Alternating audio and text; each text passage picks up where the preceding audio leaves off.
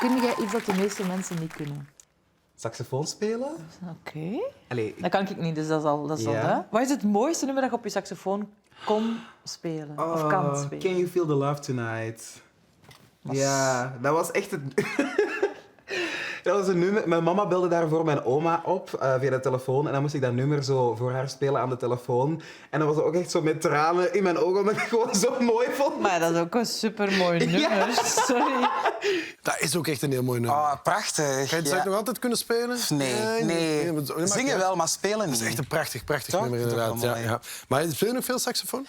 Ik wou hem eigenlijk dit jaar eigenlijk terug oppakken. Om dat zo voor live Het is een heel zware performances- of zo. Ja, dat kan, hè? Ja. Nee, gewoon zo voor optredens leek me dat wel leuk om af en toe zo eens even een sax-solo te doen. Dus, maar ik heb het nog niet gedaan. Nee. Maar je bent wel fan van de... I love it. Ja, hè? Echt waar. Ik vind dat zo'n mooi instrument. Ik vind dat echt een van de mooiste instrumenten. Ah, wel, maar misschien moeten we het daar dan eens over hebben. Oh, yes. Ja, dat is een goed idee. leuk. Ik heb iemand hier klaar zitten die alles weet over saxofonen. Yes. Dames en heren, een groot applaus voor Karel Goedgebuur. Oh my god, wauw. Ja. Kom mee. Hey Karel, Otto-Jan. Hallo, Ja. Francisco, aangenaam. Karel, welkom, blij dat je er bent. Dank je. Mag ik zeggen dat jij een saxofoonbouwer bent? Zo niet de enige Belgische Gemoogd, saxofoonbouwer die je inderdaad. kent? Ja, dat klopt, hè? Klopt, ja, klopt. Ja, de liefde voor de saxofoon moet groot geweest zijn bij jou. Toch wel. Het was al van kleins af dat ik altijd al saxofoon heb willen spelen. Ja. Door omstandigheden is dat iets later gebeurd in mijn leven. Ja. En ik was juist 3 jaar bezig met saxofoon te spelen toen ik een accident tegenkwam, mijn rug brak en het was fin de carrière om saxofoon te spelen. Ah ja, oké. Dus ja. Ah, ja, oh. En dus toen dacht je, dat ga ik ze maar bouwen. Ja, effectief. Ik was zodanig gefrustreerd en ik heb dan op een bepaald moment van verstandsverbijstering mijn eigen saxofoon helemaal gedemonteerd. Ja. Om dan niet meer te weten waar al die stukjes moeten. Maar op een bepaald moment ben ik dan toch naar een technieker geweest, een reparateur. Hè. Er zijn er enkele in België. Ja. En gevraagd van, help mij, want maar mijn ego was gekrenkt. En dan heb ik besloten om het nog eens te doen. Ja. Net zo lang tot je er... En het is uit de hand gelopen eigenlijk. Het is al van de jaren 60 geleden dat er nog saxofoons gebouwd zijn in België. En dat is heel jammer. Oh my God. Want het land waar de saxofoon en de uitvinder van de saxofoon geboren zijn, doen er zelf niks mee. Ja. En dat is heel spijtig. Ja, nu dus wij wel. Vanaf nu wordt dat hier wel gedaan. Het is niet dat je dit thuis zit te smelten en dit bestel je wel. Nee. Dat komt dan... Nee. Dus alles wat je hier nu ziet, hè, Ja. alle losse delen, de buisvormige delen, zijn eigenlijk allemaal vertrokken van dit. Oké. Dit is een messingplaat. Oké. En die plaat, we snijden daar eigenlijk een vorm uit. Vervolgens wordt die over zo'n matrijs geslaan Ja. hè, Ja. met deze hamer. Je Ja. moet er wel al wat kracht voor gebruiken. En dan wordt dat helemaal afgewerkt. En dan heb je uiteindelijk, wat we hier zien, dit is de beker van de saxofoon. Hoezo wordt er al voor... Wat zijn jullie aan het applaudisseren? Of hebben jullie een vraag? Waarom worden er sinds de jaren 60 geen saxofonen niet meer gebouwd? Ja, Lara volgt een cursus journalistiek, dus die... Ja. Maar alsof dat niemand zich dat afvroeg. Ah nee, ik had dat geaccepteerd als een soort van feit. Ja, wel, ik niet. Oké. Waarom? Ja. Heel goede opleiding Ja. gevolgd. Dank je wel. Nee, het punt is dat in de jaren 30 en 40 zijn de Aziaten massaal naar het Westen gekomen, naar Amerika, naar Europa.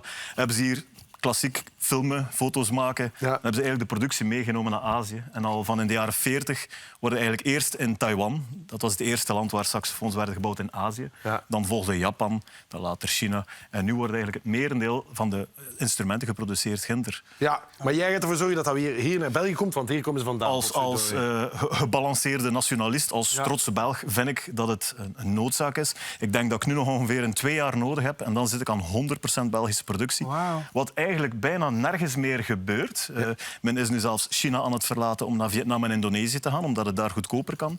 Maar ik dacht van oké, de naam Adolphe Sax, dat kan ik niet gewoon onderdelen laten maken in Azië. Nee, het doel was van dag 1 eigenlijk om alles in eigen land terug te kunnen bouwen. Dus dat is werk van lange adem, begrijp ik, hè? Ik heb ook in 2012 de rechten gekocht op de naam Adolphe Sax. Wauw. En Ah, ja. ik breng ook terug saxofoons Dus op de markt. als ik de naam Adolphe Sax uitspreek, moet ik jou betalen, eigenlijk. Dat mag. Ik geef u zo meteen mijn rekening. Ja, oké, heel goed. Hey, hoe oud was jij toen jij voor het eerst saxofoon speelde? Oh, wacht, hè. Ik zat in het 4e leerjaar. Ja. Ik weet niet meer zo hoe oud ik toen was. Ja, zo- Jong, wel ja. echt gewoon. Ja, ik ben Jaar of 8 of zoiets, ja. En ik ben gestopt toen ik in het tweede middelbaar zat, denk Ah, ja, ik. oké. Of iets. Eens dat je The Lion King kon spelen, ben je Dan gestopt. ben ik gestopt. Maar het was wel effectief. Zo, ik had een Disney-boek en sinds, ik heb die dan uitgespeeld. En dan ben ik ook wel gestopt. Uiteindelijk heeft Adolf Sax, toen hij de saxofoon ontwikkeld heeft hij voortgeborduurd, veronderstel ik, op gewoon een klarinet. Heeft hij een beetje gebogen en gevouwen en toen kwam daar ineens de saxofoon uit. Eigenlijk is de saxofoon een mashup van de office-lieden. Ja. Dat is een koperblaasinstrument. Ja. En daar heeft hij inderdaad het mondstuk van een basklarinet op gezet. Ja. En zo is hij eigenlijk op het idee gekomen. Want hij wou eigenlijk een instrument ontwikkelen die het volume van een koperblazer had, Ja. maar de veelzijdigheid van een viool. Ja. En zo is hij eigenlijk op het idee gekomen om eigenlijk een saxofoon te ontwikkelen. Ja. Ik ben eigenlijk benieuwd van als je die saxofoon in elkaar steekt, hoe lang ben je daarmee bezig? Dat is een vraag die mijn boekhouder ook altijd stelt. Ja, maar Francisco is een cursus boekhouding aan het doen. Ja, ik zoek een boekhouder, dat is goed.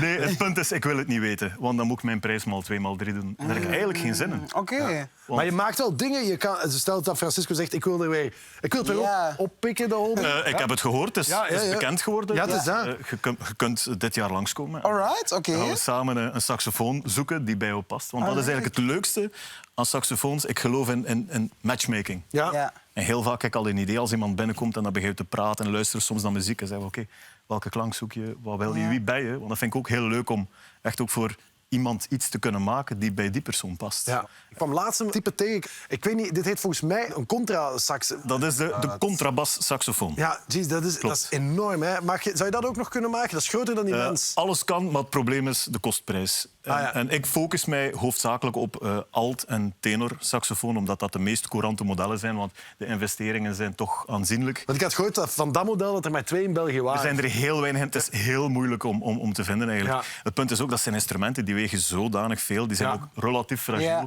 Dus dat stop je niet gewoon in een koffer op de fiets. Dat begrijp Dus, ik. Ja. Je hebt ook een tof project. Dat heet de Sax for Pax. Ja, klopt, Maar klopt. Dat is een project. Kan je dat eens even uitleggen wat dat is? Ja, ik las in het Oude Testament een profetie over een tijd. Ooit zal er vrede zijn. Ja. Dat lijkt... Voilà. Ja. En er stond op een bepaald moment... En dan zullen ze hun zwaarden omsmeren tot ploegscharen en hun speren tot pruinhaken. En oorlog voeren zullen ze niet meer leren. En toen dacht ik van oké, zwaarden tot ploegscharen. Oké, ik ben van West-Vlaanderen. Dat wil niet zeggen dat ik een boer ben. Ja. Ik gedraag mij soms... Die meningen lopen uiteen, maar ja. Ja, wil de journalisten nog... Nee. Nee. En ik dacht van oké, maar ik wil saxofoons maken. Ja. Voor saxofoons heb ik messing nodig. Messing is een koperlegering. En toen dacht ik van ja, hulzen van bommen. Ja. Dat is gemaakt van messing. Ja. En zo ben ik eigenlijk op het idee gekomen om een nationale inzamelingsactie op te zetten en 1000 kilo bomgulzen in te zamelen. En heel symbolisch ook Duitse, Britse, Franse, Amerikaanse bomgulzen samensmelten. En daar heb jij een saxofoon. En daar maak ik saxofoons van. En dat is een beperkte oplage van 193 saxofoons die eigenlijk gemaakt zijn uit omgesmolten bomgulzen. Ik vind het een mooi initiatief. Heb je ook een afgewerkt product mee? Of is het enkel? klopt. Of is het... Klopt. Hier Ja. is zo'n Sax for Pax saxofoon. Ja. En Kan je hem eraan? Ah ja, oké. we gaan die even uithalen. Jezus. Mooi, dat is wel mooi, dat is een mooi ding. En hier zie je eigenlijk de toetsen van de saxofoon, die normaal uit parelmoer gemaakt zijn, zijn nu uit hout gemaakt. Ja. En dat is het hout van die kolf van een Brits geweer. Deze toets is gemaakt van een kogel die ik afgevuurd heb met een geweer van de Eerste Wereldoorlog. Deze toets op de hals van de saxofoon is gemaakt van aarde. En dat is aarde uit de dodenhang in Dixmuiden. Mooi. Doordrenkt met het bloed. Mag ik hem eens vasthouden? Ja, alsjeblieft. Ja, wauw. Fantastisch. Dat is wel een uniek ding. Ja, dat is prachtig. Dus hier staat ook de naam. Dus jij mag hem ook echt Adolf Sax. Absoluut. Ja. Ah ja, wauw. Dus Kun ik je hem bouw eens vasthouden? saxofoons Ja, ik wil hem eens onder Niet laten vallen. Nee. Oh my god. Ja. Wat kost zo'n ding nu? Deze kost €5.000. Ja. Oeh, Ça va, hè. dat is... Voor de vregels is dat goed. Als succesvol artiest. Is die bespeelbaar? Die is bespeelbaar. Kan je nog eens doen? Is de eerste noot van Can You Feel the Love Tonight? Maar wacht. De tweede noot dan. Ja, ik ben een journalist, hè. Dus je bent er net over begonnen. Ja, maar dat hoeft niet. Ik wil je nu niet onder druk zetten, maar toch, de mensen beginnen te klappen, dus dat moet je wel. Hè. Oh nee, maar ik Maar ja. zweten. Anders doe ik het wel, hè. Ik ga gewoon een klank maken. Ja, ja. Hey, Nee, dat is echt al te lang geleden. Ik hij kan niet staat meer. ook als gegoten. Jawel, echt waar. Ik vind het kei mooi. Hey, dus ik vind ja, nee. Vond je dat heftig? Wacht maar. Ja, oh my. Ik vond het heel fijn dat je hier was om Dankjewel, over te dankjewel. vertellen. Dames en heren, een daverend applaus voor Karel Goedgebuur. Let's talk about sex, baby. About tonality. Let's talk about Mr. Coltrane, Sonny Rollins, Parker Charlie. Let's talk about sex. Let's talk about sex. Bent gaan staan en zeggen, we hadden het er net over. En wat staat daar nu ineens? Ongelooflijk. Zalig. Ja, maar mensen, hey. Ja, dat komt. Maar je hebt ons ooit geleerd, Otto-Jan, als je ooit iemand langs de kant van de weg ziet staan Is waar. met een pakje van Amai zeg Wawa, neemt hij je mee. Wat dat hij er ook bij heeft, neemt hij je mee. Dus we hebben die achteraan op de motto gezet. Dat was niet zo gemakkelijk. Wel maar, handig. Stef, leuk dat je erbij bent. Ja, jij hebt een van de enige van die dingen. Dat is fantastisch. Je gaat erop blazen ook, hè? Ja, Rihanna. Ja. Nog nooit eerder gebeurd. Nee. Twee van in België, hè? En één hier. En één staat hier. Haha. Dames en heren, ik vond het geweldig fijn dat jullie gekeken hebben naar Amai zeg Wawa. Morgen zijn we er weer voor de voorlaatste aflevering van dit seizoen. En dan komt theatermaker en danser Joat Aloul. Die komt langs. Dat gaat fantastisch zijn als je erbij wilt zijn. Het zal hier al vrij vol zitten, maar wie weet. Stuur een mailtje of slide in mijn DM's op Instagram. Voor nu, geniet van een gigantische saxofoon en een gigantische centrale gast. Francisco Schuster, dames en heren. En Rihanna's Man Down. Bedankt voor het kijken en tot morgen.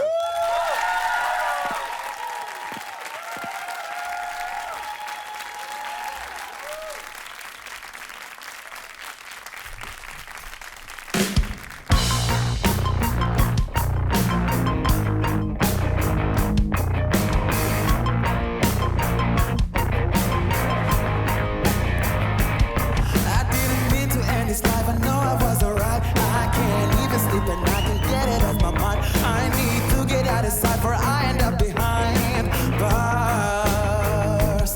What started out as a simple altercation turned into a real sticky situation. Me just thinking about the time that I faced it makes me wanna cry. 'Cause I didn't mean to hurt him. Could have been somebody's son. And I took his heart when I pulled out that gun. Rum-pa-pa-pum, rum-pa-pa-pum, rum-pa-pa-pum. Man down, rum-pa-pa-pum, rum-pa-pa-pum, rum-pa-pa-pum. Man down, rum-pa-pa-pum, rum-pa-pa-pum, rum-pa-pa-pum.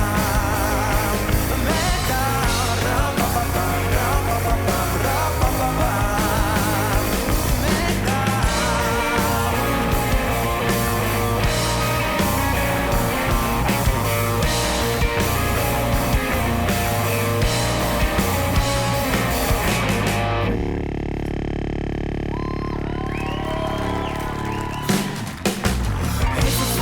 I gotta beg you to wish your feet were right down in my shoes. What you expect me to do if you want play me for a fool? I will lose my cool and reach my fire.